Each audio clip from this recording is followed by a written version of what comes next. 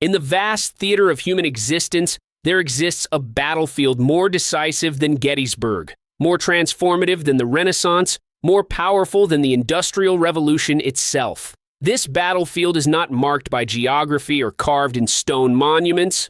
It exists in the 3 pounds of neural matter between your ears. It is the dominion of your mind, where every empire is built, every fortune is forged, and every destiny is determined. Right now, in this very moment, 60,000 thoughts are racing through your consciousness, 60,000 commands, whispers, judgments, dreams, fears, and possibilities. The question that will determine whether you rise to greatness or remain trapped in mediocrity is this: who is commanding those thoughts?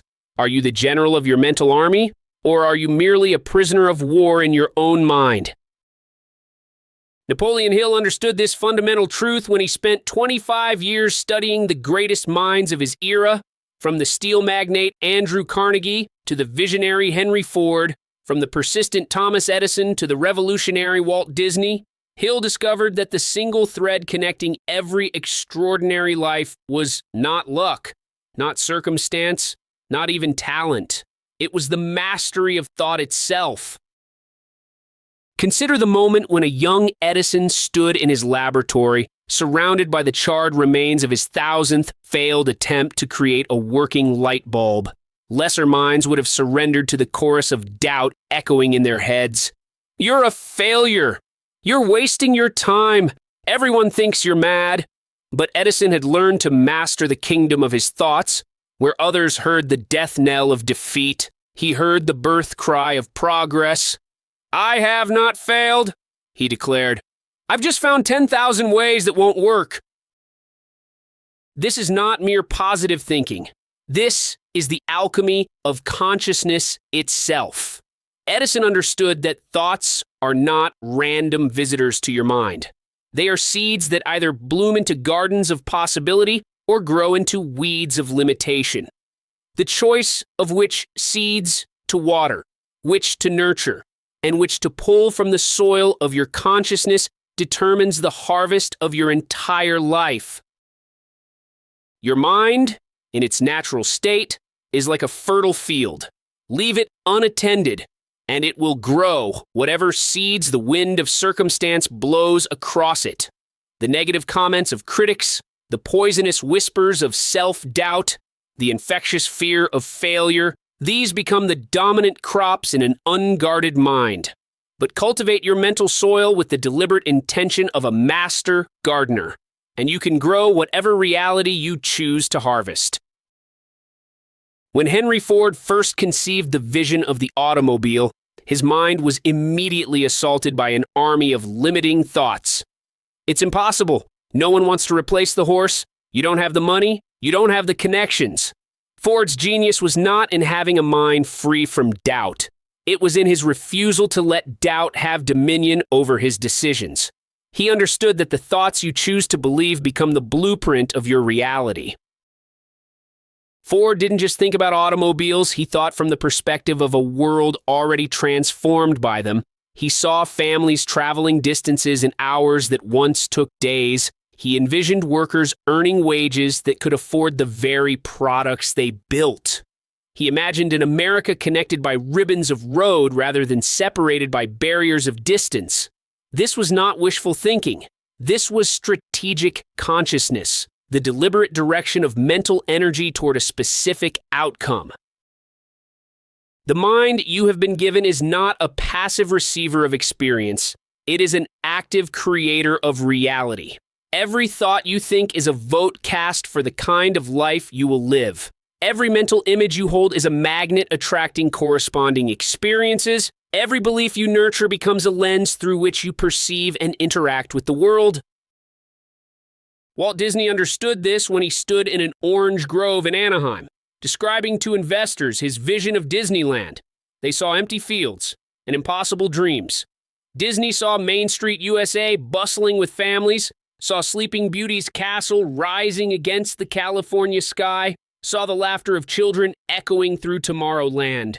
The difference was not in what they were looking at, it was in how they had trained their minds to see. Disney had mastered the art of thinking in pictures, of creating such vivid mental movies that his subconscious mind began working 24 hours a day to make those images reality. He understood that your subconscious mind cannot distinguish between a vividly imagined experience and a real one. Feed it clear, compelling images of success, and it will mobilize every resource at its disposal to manifest those images in the physical world. But here lies the trap that snares most people before they even begin their journey to greatness. They abdicate control of their mental kingdom to external circumstances. They allow their thoughts to be dictated by their bank account, their relationships, their past failures, their current limitations. They think from their problems instead of thinking from their possibilities. When Andrew Carnegie was a poor Scottish immigrant working 16-hour days in a cotton factory, earning 20 cents a week, he could have allowed his circumstances to define his thoughts.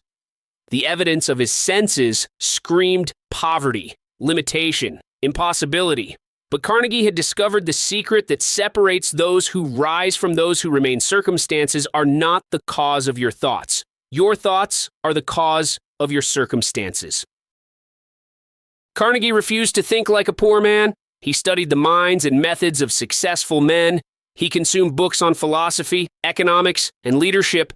He trained his thoughts to move in the direction of wealth creation rather than poverty preservation. He understood that you cannot solve a problem with the same level of thinking that created it. Your current reality is nothing more than the physical manifestation of your past thinking patterns. The job you hold, the relationships you have, the money in your bank account, the opportunities that come your way. All of these are the external reflection of your internal mental landscape. Change the landscape of your mind, and you change the geography of your life. But this transformation requires more than understanding. It demands discipline. Not the discipline of deprivation, but the discipline of direction. The discipline to consciously choose which thoughts you will entertain and which you will reject. The discipline to feed your mind daily with the mental nutrition of success principles rather than the junk food of gossip, negativity, and complaint. Lincoln understood this discipline when he walked 8 miles through the snow to borrow a book. His circumstances suggested that education was a luxury he could not afford. His environment provided no encouragement for intellectual development, but Lincoln had learned to think beyond his circumstances. He saw clearly that the thoughts he put into his mind today would determine the man he became tomorrow. In the log cabin where Lincoln was born, there were perhaps 3 or 4 books total. But Lincoln understood that it is not the quantity of information you consume that transforms you, it is the quality of thought you generate from that information. He read the Bible, Aesop's Fables, Pilgrim's Progress, and a biography of George Washington not once, but dozens of times. Each reading deposited new layers of wisdom into his consciousness, new ways of thinking about leadership, character, and human nature. This is the difference between those who achieve greatness and those who remain trapped in mediocrity. The great ones understand that mastery begins with the mastery of attention. They become vigilant guardians of their mental gates, carefully screening what they allow into their consciousness. They understand that every book you read, every conversation you have, every image you see is either contributing to your growth or contaminating your potential. Your mind is simultaneously the most powerful and most vulnerable asset you possess. Properly directed, it can create fortunes, build empires, solve impossible problems, and manifest dreams that seem to defy reality itself. Misdirected, it becomes your greatest enemy, generating fears that paralyze, doubts that sabotage, and limitations that imprison. Consider the moment when the Wright brothers stood on the windy dunes of Kitty Hawk, preparing for their first powered flight. For centuries, human beings had looked at birds with envy and resignation. Flight was nature's exclusive domain. The best minds of the age had proven mathematically that powered human flight was impossible. The evidence of failure was overwhelming. Every attempt had ended in disaster or death. But Orville and Wilbur Wright had trained their minds to think differently. They didn't ask, "How can we fly?" They asked, "What are the principles that govern flight?" They studied birds not as creatures to envy, but as teachers to learn from.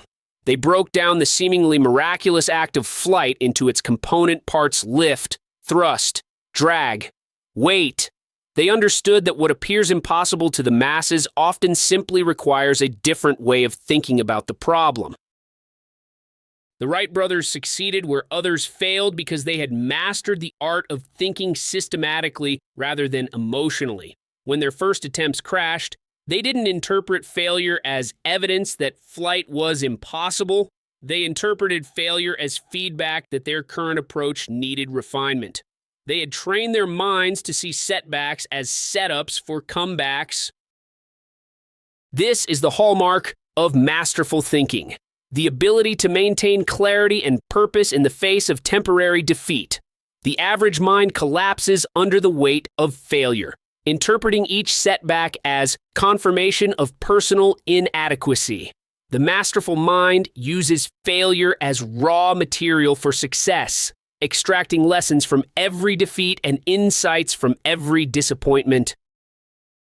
Thomas Edison's laboratory burned to the ground in 1914, destroying millions of dollars worth of equipment and the work of a lifetime. Edison was 67 years old. Most men his age would have seen this catastrophe as a sign to retire, to accept defeat, to fade quietly into history. But Edison had spent decades training his mind to see opportunity where others see only disaster. As he stood watching his life's work disappear in flames, Edison turned to his son and said, "Go get your mother and all her friends. They'll never see a fire like this again." The next day, he was already making plans to rebuild, bigger, better, and more advanced than before. "All our mistakes are burned up," he said. "Thank God we can start anew." This is not the response of a man who has been defeated. This is the response of a man who has mastered his thoughts so completely that external circumstances have no power to control his internal state. Edison understood that disaster is always temporary, but the thoughts you think about disaster can become permanent prisons if you allow them to. The mind that you feed becomes the mind that leads. Feed your consciousness a steady diet of possibility, and possibility becomes your default setting. Feed it a constant stream of limitation, and limitation becomes your ceiling. Feed it stories of success, and success becomes familiar. Feed it tales of defeat, and defeat becomes your expectation. J.P. Morgan understood this principle when he transformed American finance from a collection of small, competing banks into a unified system capable of funding the nation's growth. Morgan didn't just manage money, he managed minds. He understood that business is not ultimately about numbers, it's about beliefs. The banker who believes in limitation creates limited results. The banker who believes in expansion creates expanding opportunities. Morgan trained his mind to think in terms of possibilities rather than problems. When other financiers saw risk, Morgan saw reward. When others saw obstacles, Morgan saw opportunities. When others saw reasons why something couldn't be done, Morgan saw ways it could be accomplished. This wasn't reckless optimism. This was strategic thinking, the deliberate focus on solutions rather than problems. Your brain has been designed by nature to be a problem-solving machine. Give it a clear problem to solve, and it will work around the clock to find solutions. But here's where most people sabotage their own success. Instead of feeding their minds clear, specific goals to achieve, they feed them endless problems to worry about. Instead of asking, "How can I earn $1 million?" they ask, "Why am I always broke?" Instead of questioning, "How can I build an extraordinary relationship?" they wonder, "Why does love always hurt me?" The questions you ask your mind determine the answers you get from life. Ask weak questions, get weak answers. Ask powerful questions, get powerful answers. Ask limiting questions, get limiting results. Ask expansive questions, get expansive possibilities. When Ray Kroc first saw the McDonald Brothers restaurant operation in San Bernardino, California, he didn't ask, "How can I get a job at this restaurant?" He asked, "How can I turn this system into the world's largest restaurant chain?" The McDonald Brothers saw a successful local business. Kroc saw a global empire waiting to be built. The difference was not in what they were looking at, it was in the questions they were asking about what they saw. Kroc understood that the size of your questions determines the size of your results. Small questions create small lives. Big questions create big possibilities. Impossible questions create impossible achievements. The mind that asks, "How can I get by?" will find ways to barely survive. The mind that asks, "How can I thrive?" will discover paths to abundance. But asking the right questions is only the beginning. The masterful mind goes beyond questioning. It begins visualizing. It creates detailed mental movies of the desired outcome, complete with sensory details, emotional textures, and vivid imagery. It doesn't just think about success. It experiences success in the laboratory of imagination until that success becomes so real, so familiar, so expected that the subconscious mind begins to treat it as inevitable. When Colonel Sanders was 65 years old, broke, and living on Social Security, he could have asked, "How can I stretch my meager pension to last the rest of my life?" Instead, he asked, "How can I turn my chicken recipe into $1 million business?" He didn't just think about success, he visualized it. He saw restaurants across the country bearing his name and serving his chicken. He imagined the satisfaction of customers, the pride of franchise owners, the growth of an empire built on quality and consistency. Sanders drove over 1,000 miles visiting restaurant after restaurant, getting rejected over 1,000 times. Lesser minds would have interpreted this as evidence that the dream was impossible. But Sanders had trained his mind to see rejection not as judgment of his worth, but as navigation toward his destiny. He understood that every no was bringing him closer to the inevitable yes. The masterful mind doesn't just accept failure, it expects failure as a necessary part of the success process. It understands that failure is not the opposite of success. Failure is the raw material from which success is built. Every failure contains within it the seeds of equivalent or greater benefit. But only the mind that has been trained to look for those seeds will find them. When Walt Disney's first animation studio went bankrupt, when Mickey Mouse was rejected by 300 potential distributors, when Snow White was ridiculed as Disney's folly, Disney didn't interpret these setbacks as evidence that he should quit. He interpreted them as evidence that he was on the right track. He understood that great ideas always face great resistance, that revolutionary concepts always encounter conventional opposition. Disney had mastered the art of thinking from the end result rather than from current circumstances. When others saw bankruptcy, Disney saw the foundation being laid for future empire. When others saw rejection, Disney saw preparation for inevitable acceptance. When others saw failure, Disney saw education in progress. This is the key to mastering your thoughts. You must learn to think from your destination rather than from your current location. The mind that thinks from poverty will create more poverty.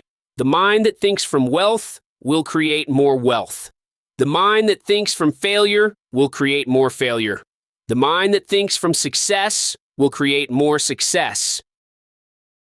Your thoughts are not neutral observers of your life, they are active creators of your experience. Every thought is a seed planted in the fertile soil of your subconscious mind. Plant seeds of doubt, and you harvest crops of limitation. Plant seeds of belief, and you harvest fields of possibility. Plant seeds of fear, and you reap a lifestyle of anxiety.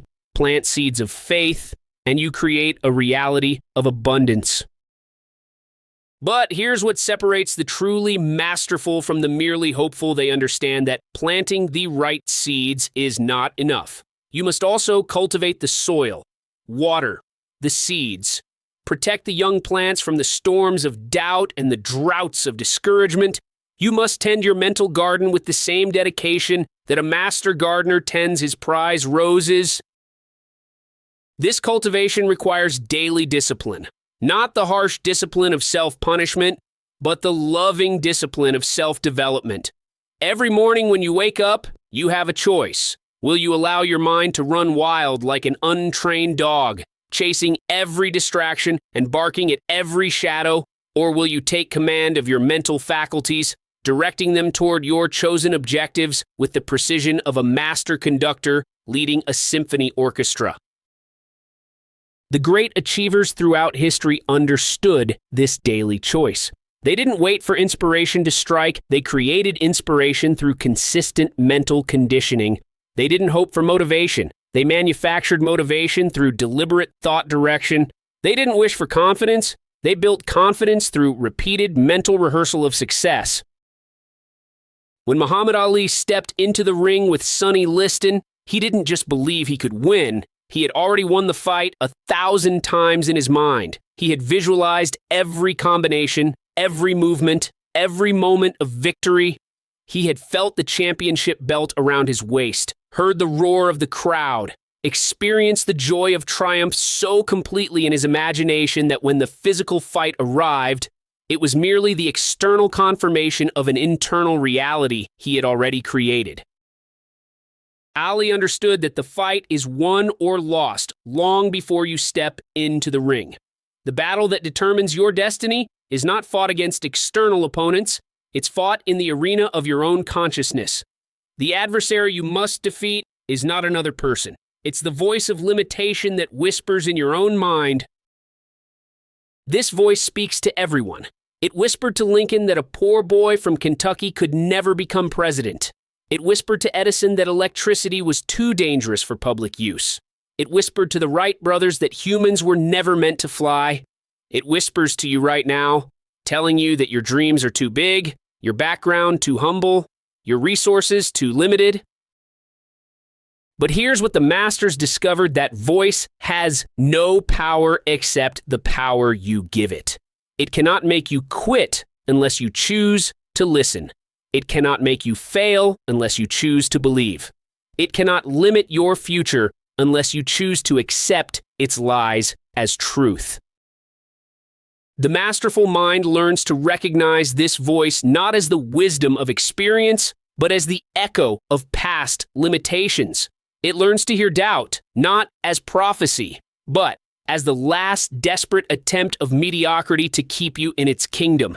It understands that the louder the voice of limitation becomes, the closer you are to breaking through to your next level of achievement.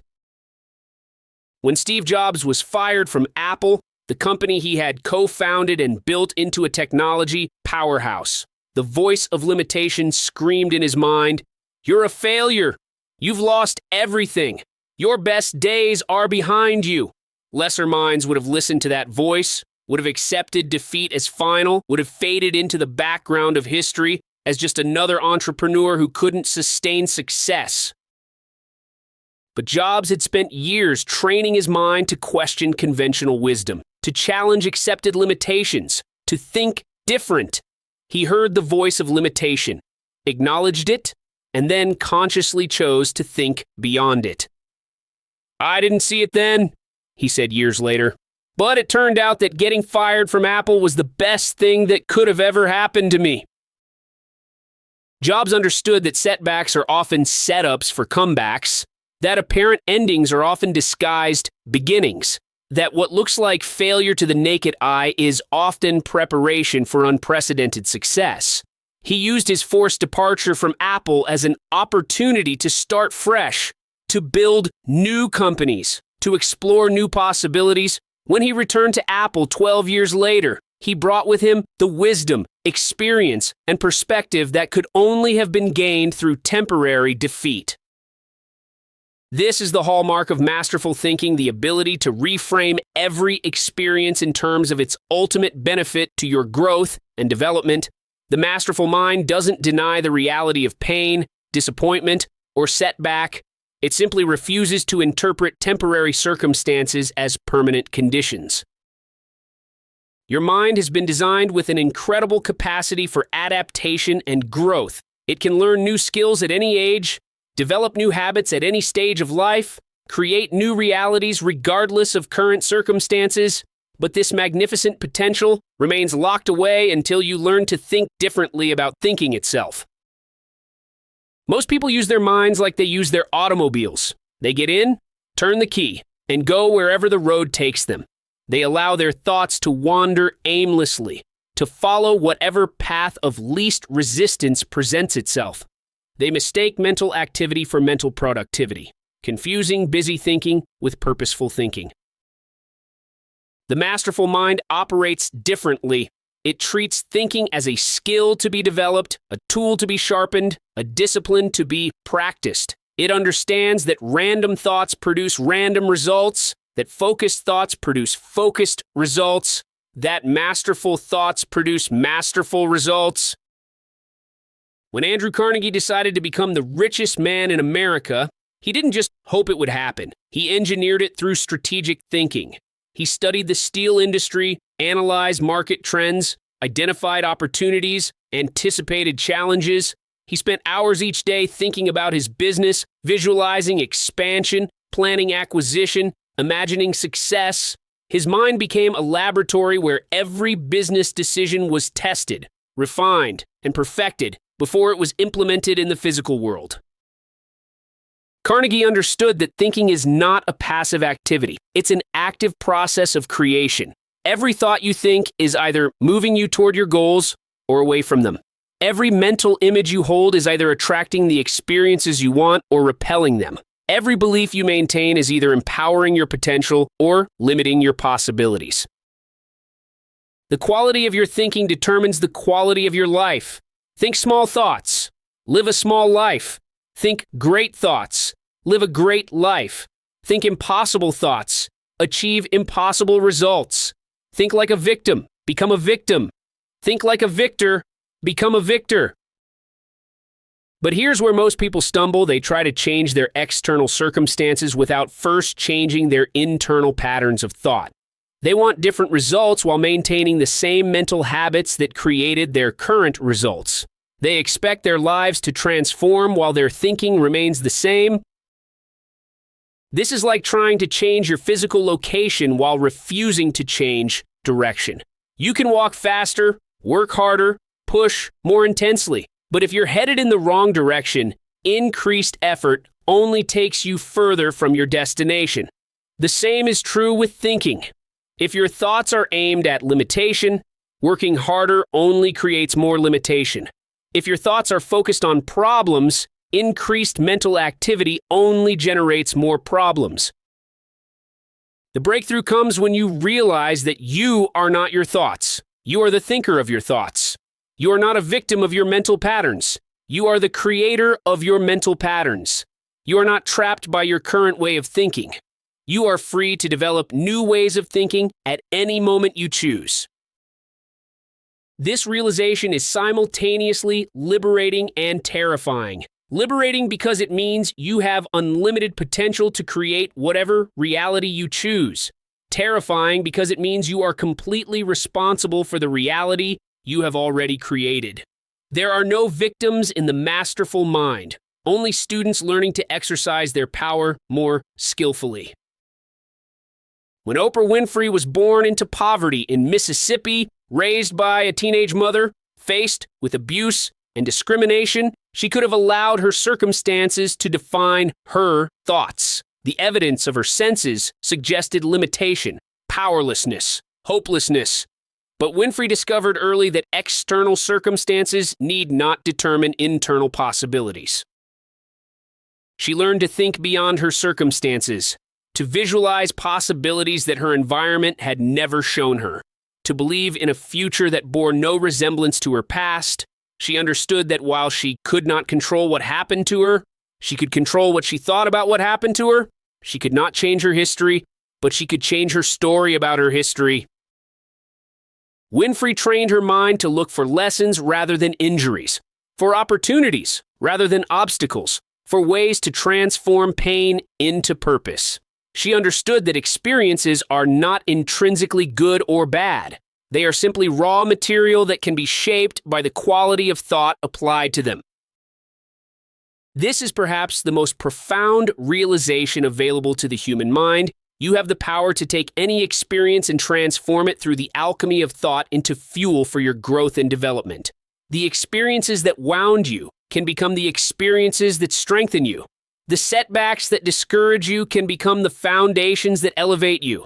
The failures that embarrass you can become the teachings that enlighten you. But this transformation doesn't happen automatically. It requires conscious choice, deliberate effort, sustained practice. It requires you to become a master of your own mind rather than a slave to your own thoughts.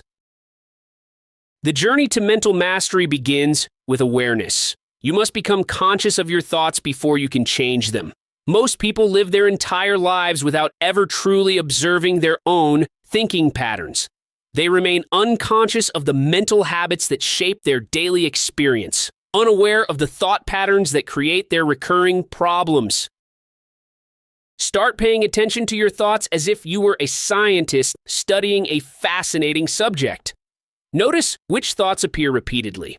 Observe which mental patterns seem to produce positive emotions and which generate negative ones. Identify which thought sequences lead to productive action and which result in procrastination or paralysis. This observation alone will begin to transform your thinking. The mind that becomes aware of its own patterns automatically begins to improve those patterns. Consciousness itself is the first step toward mastery. The second step is choice. Once you become aware of your thoughts, you must take responsibility for choosing which ones to entertain and which ones to dismiss. Not every thought that enters your mind deserves your attention. Not every mental suggestion requires your consideration. Not every emotional reaction needs your participation. You have the right to be selective about the thoughts you allow to take up residence in your consciousness. You have the authority to evict thoughts that do not serve your highest good. You have the power to invite thoughts that align with your deepest values and highest aspirations. The third step is replacement. Nature abhors a vacuum. If you remove negative thoughts without replacing them with positive ones, the negative patterns will quickly return. You must consciously plant new thoughts in the mental space where old limitations once lived. This is where most people fail in their attempts at mental transformation.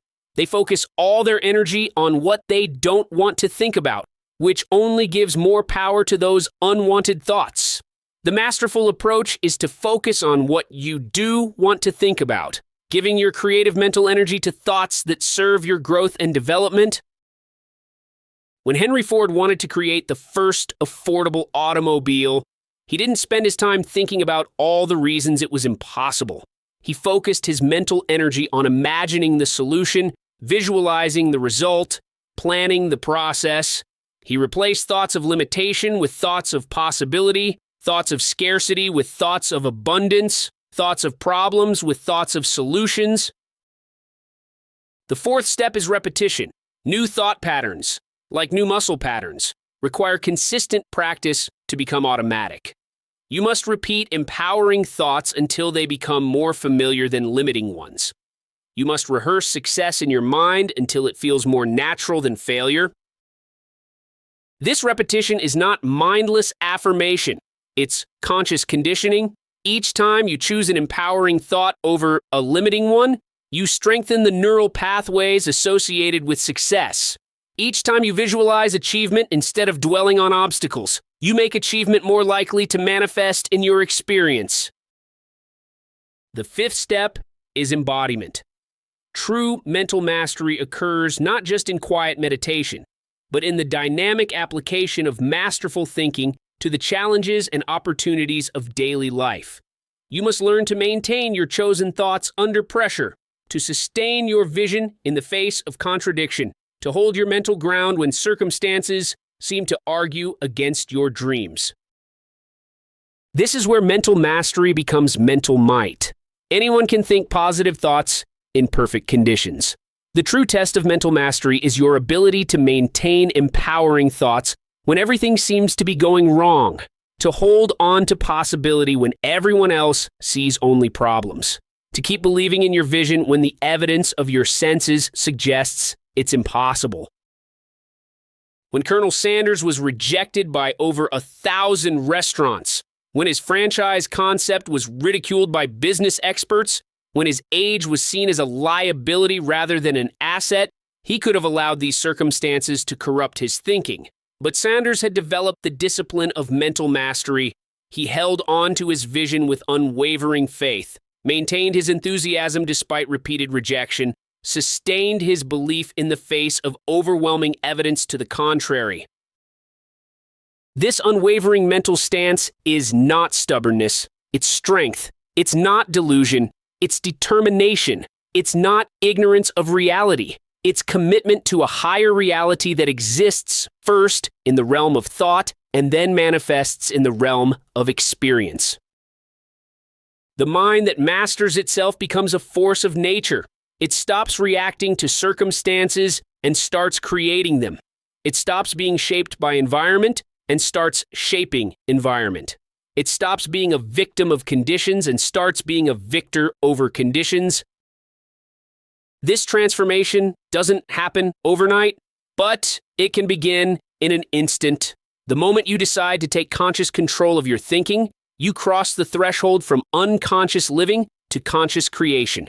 The moment you choose to become the master of your thoughts rather than their servant, you claim your birthright as a creator of your own experience. Your thoughts are the most powerful force in your universe. They are the invisible architects of your visible world. They are the silent sculptors of your daily experience. They are the unseen directors of your life's drama. Master them, and you master your destiny.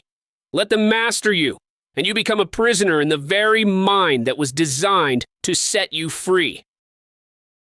The choice is yours, and the choice is now. Will you allow your thoughts to be shaped by circumstances, or will you use your thoughts to shape circumstances? Will you let your mind be controlled by conditions, or will you use your mind to create conditions? Will you be mastered by your thoughts, or will you master your thoughts? The greatest fortunes ever built, the most beautiful art ever created, the most profound discoveries ever made, the most inspiring movements ever launched, all began as thoughts in someone's mind.